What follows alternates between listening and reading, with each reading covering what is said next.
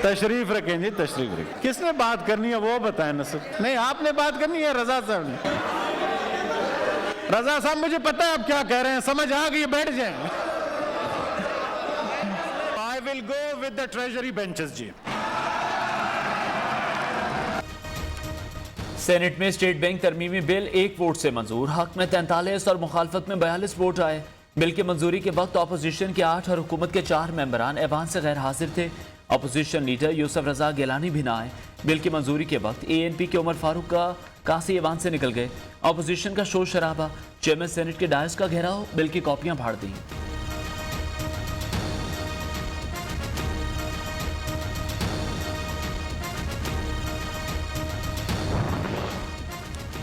State bank तरमीमी bill के लिए वोट दिया या नहीं मुअम्मा बन गया। उमर फारूक कासी ने कहा बिल की मुखालफत में वोट दिया, मुखालफत ना करनी होती तो कोरोना का बहाना भी बना सकता था।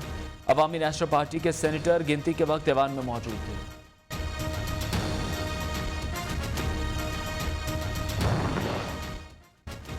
क्या ये है नया पाकिस्तान जिसमें इदारे गिरवी रखे जा रहे हैं? शरी रहमान का सवाल।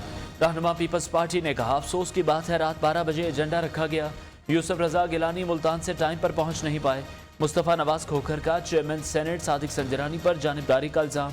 अब्दुल गफूर हैदरी ने कहा यह सिर्फ हुकूमत नहीं तमाम मालियाती इदारों का मसला है।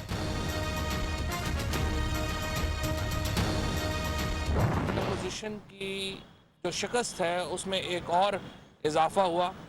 आपने देखा कि जो अपोजिशन जो ख्वाब देख रही थी कि हम कौमी असम्बली में अदम एतमाद लेके आने का, उनको ये पता चला है कि ये ख्वाब उनके उस ऐवान में भी पूरे नहीं हुए जहाँ पे उनको नाम नेहाद अक्सरियत हासिल है।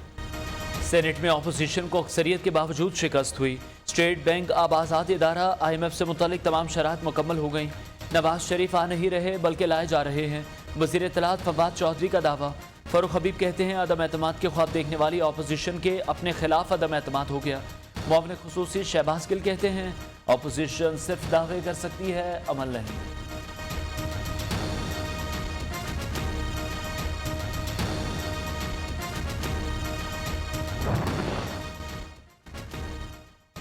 Ravi urban development authority housing society नहीं बल्कि नया शहर है, हम केस को सुप्रीम कोर्ट लेकर जाएंगे। वज़ीर आज़म का ऐलान। यहाँ नया शहर बसाया जा रहा है जो फैलने की बजाय ऊपर की तरफ जाएगा। इमरान खान कहते हैं इस मंसूबे से लोगों को रोजगार मिलेगा। शहर जिस तेजी से फैलेंगे वसाइल कम और मसाइल बढ़ते जाएंगे।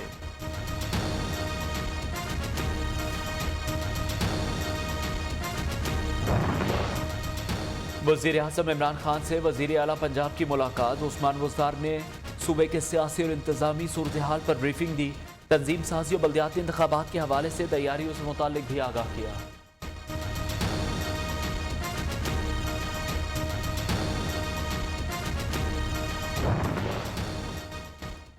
पंजाब रिक्रूटमेंट पॉलिसी 2022 और चौबारा ब्रांच केनाल की तामीर के लिए कर्जा मंजूर।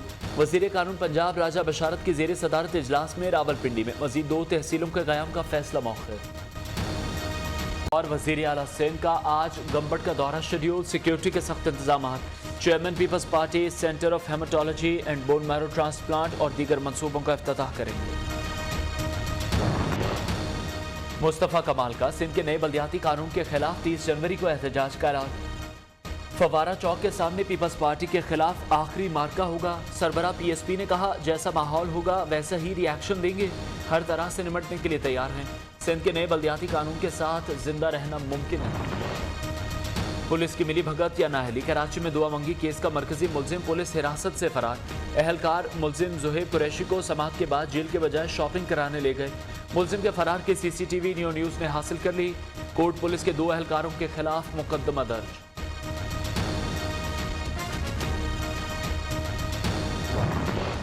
फौरी तौर पर गैर कानूनी तामीरात को गिराया। मुलव्विस SBC अफसरान और बिल्डर के खिलाफ मुकदमा दर्ज कराया जाए। सिंध हाई कोर्ट का कराची के जिला बस्ती में इजाजत के बगैर 6 मंजिला इमारत की तामीर केस में हुक्म। किसी भी सूरत में गैर कानूनी तामीरात बर्दाश्त नहीं की जाएंगी, अदालत के रिमार्क्स।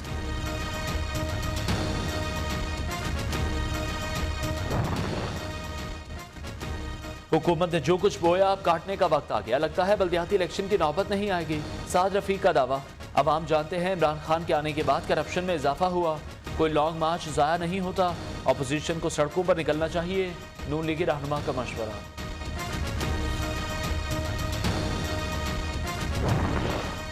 माजी में मंसूबे करप्शन के लिए बनाए जाते थे, ये लगाते इसलिए थे कि इन्होंने खाना होता था, हसान खावर का इल्ज़ाम। तर्जुमान पंजाब हुकूमत ने कहा, अपोजिशन के पास सूबाई हुकूमत के खिलाफ बात करने के लिए कुछ नहीं, पूरे सूबे का हक ऑरेंज ट्रेन पर लगा दिया गया। उस्मान बुज़दार पाकिस्तान के नंबर 1 वज़ीर आला हैं। 24 घंटे में 8183 केस रिपोर्ट, मुस्बत केसेस की शरह 12% रही। पेशावर में मजीद 6 सरकारी और निजी तालीमी इदारे 1 हफ्ते के लिए बंद। तनख्वाहों की अदम अदायगी पर एक्सपो सेंटर कराची में वैक्सीनेशन अमले की हड़ताल 5वें रोज भी जारी।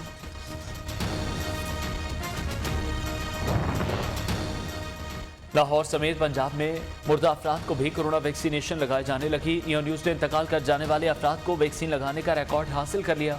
अफसरान की हिदायत पर वोटर लिस्टों से नाम लेकर वैक्सीनेशन का जाली इंदराज किया गया। वैक्सीनेशन मुहिम और डेटा एंट्री पर सवाल खड़े हो गए।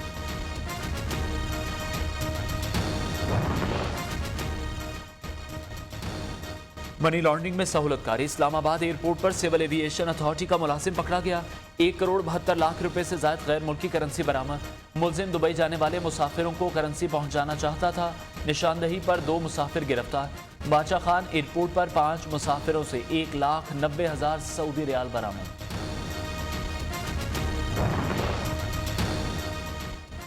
सरकारी अस्पतालों की मुबैना निजकारी और सहूलियात का फुकदान। कोयटा में मेडिकल तलबा का एहतजाज 54वें रोज भी जारी। OPDs और ऑपरेशन सर्विसेज का बॉयकॉट, मरीज ख्वार।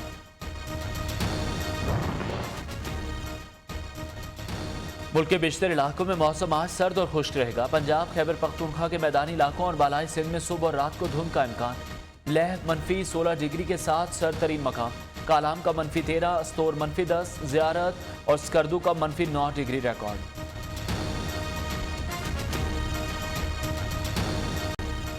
मुल्क में गैस का बहरान बरकरार। चूल्हे ठंडे खाना पकाने की सरगर्मियां मुअत्तल हो गई। महंगाई में लोग महंगी LPG और लकड़ियां खरीदने पर मजबूर। हुक्मरानों ने अहम अवामी मसले पर चुप साध ली।